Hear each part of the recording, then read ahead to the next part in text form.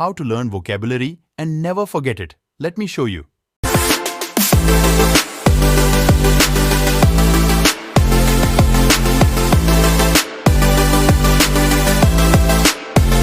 तो सुनिए, how do you learn vocabulary?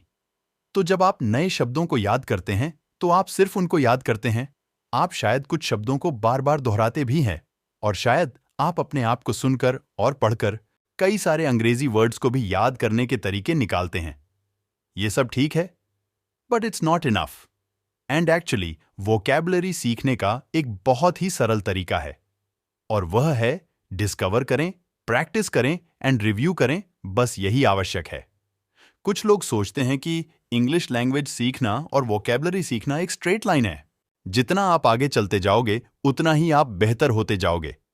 In fact कुछ लोग तो इसे शॉपिंग की तरह सोचते हैं और सोचते हैं कि थोड़ी सी खरीदारी करनी है। जैसे वे खाने की दुकान पर जाते हैं और कई आइटम खरीदते हैं, वोकेबुलरी को बैग में रखते हैं।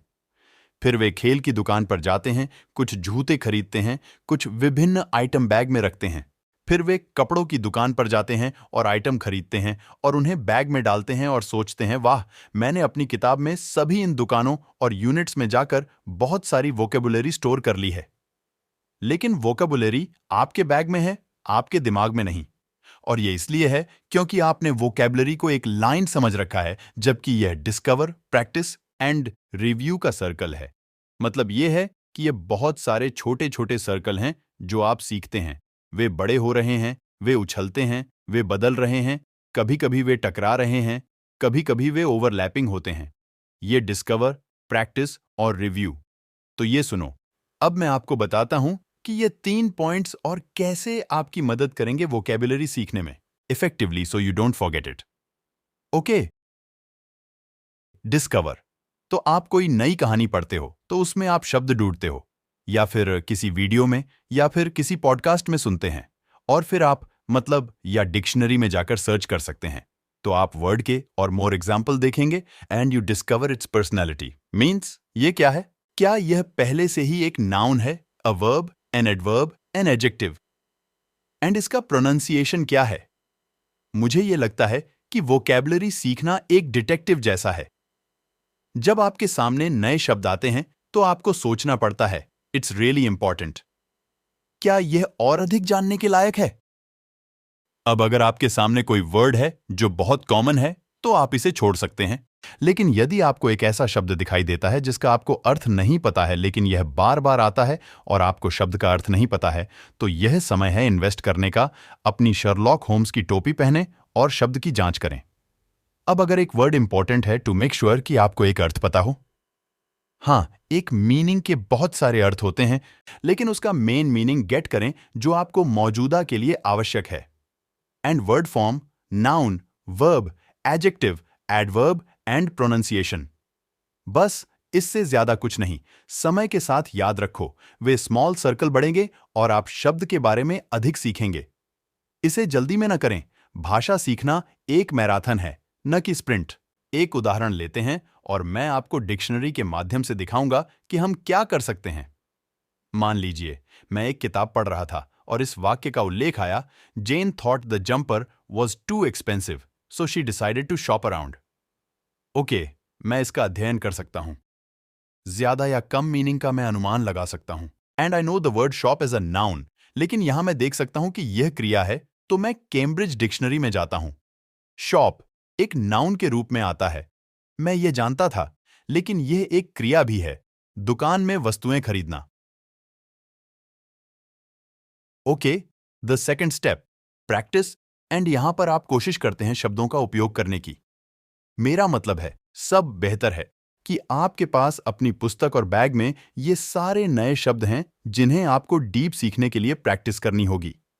अब आप प्रैक्टिस कर सकते हैं लिखने से, बोलने से, या जस्ट रिपीटिंग वर्ड्स से, या फिर यह भी बेहतर है कि आप सभी के थ्रू प्रैक्टिस कर सकते हैं।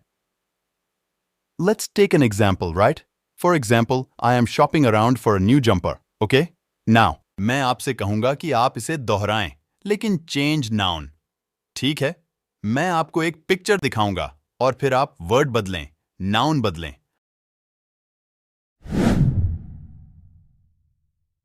I'm shopping around for a new phone. Great, now change to this. I'm shopping around for a new car.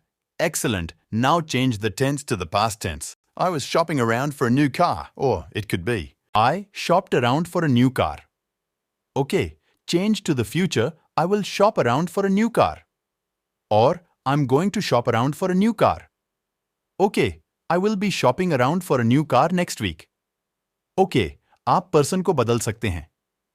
इस प्रकार के डिफरेंट वर्ड्स डिक्शनरी और डिफरेंट टेंसेस में चेंज करके आप प्रैक्टिस कर रहे हैं और आखिरकार आप छोटे से छोटे स्टोरी बना सकते हैं या अपने सेंटेंस बना सकते हैं जो आपके लिए सही हैं. और यदि आप अकेले हैं तो आप इस तरह से प्रैक्टिस कर सकते हैं रिपीटिंग. यदि आप दूसरे लोगों के साथ हैं या दोस्त हैं तो आप बातचीत में प्रैक्टिस कर सकते हैं या बस राइटिंग या फिर ये सभी. Now let's move on part 3 is review and this basically means is ताकि आप शब्द की समझ को गहराई से कर सकें. शब्द की प्रैक्टिस और आपकी समझ की फीडबैक प्राप्त करने के दो मेन तरीके हो सकते हैं. एक क्लासिक तरीका यह है कि जब आप गलती करते हैं तो टीचर या दूसरे छात्र से मदद ले सकते हैं. ओके, तो ये एक फीडबैक प्राप्त करने का एक तरीका है. आप टीचर से फीडबैक प्राप्त कर सकते हैं, वास्तविक जीवन से भी फीडबैक प्राप्त कर सकते हैं.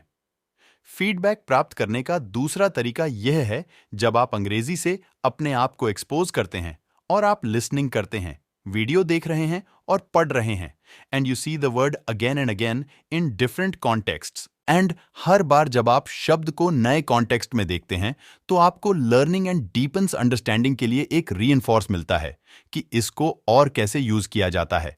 एंड इट स्पेशली तब इंपॉर्टेंट होता है जब आप एक्टिवली नोटिस देते हैं, सही प्रैक्टिस करते हैं, एफर्ट्स करते हैं ध्यान देने की. ओह, शॉप अराउंड, ये तो मैंने पिछले हफ्ते ये सीखा था और यहां फिर से है. और बस ध्यान दें कि यह कैसे यूज किया जाता है. इनफैक्ट यदि आप पढ़ने के साथ साथ सुनने और देखने में शब्दों को लर्न कर सकते हैं तो अलग अलग मीडियम आपके गहरी समझ में मदद करते हैं.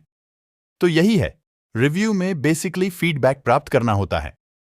What does this mean? मेरा विचार है कि यह है कि आपको जितना हो सके उतना लैंग्वेज की प्रैक्टिस करते रहनी है.